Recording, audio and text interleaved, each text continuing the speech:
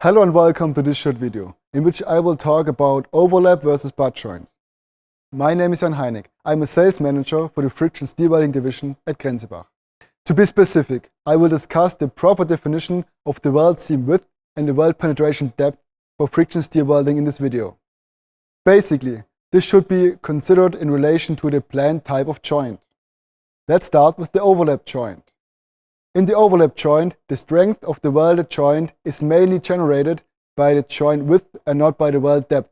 This is comparable to two overlapping components which are joined by a screw. It is not the length of the screw, but the diameter that ensures higher strength. Full joint strength is already ensured with low penetration in the lower joining partner. Specifically, a penetration of 0.04 inches, which equals 1 mm, has proven to be effective. This results in the following rule of thumb for the welding depth or pin length.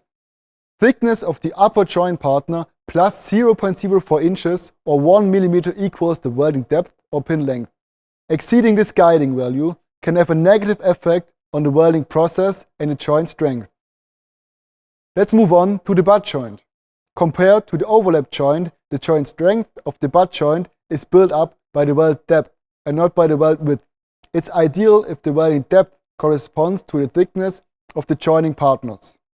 The most important takeaways from this video for you is that the strength of the weld depends on the joint width for overlap joints and the weld depth for butt joints. Thank you for watching. I hope this video was helpful.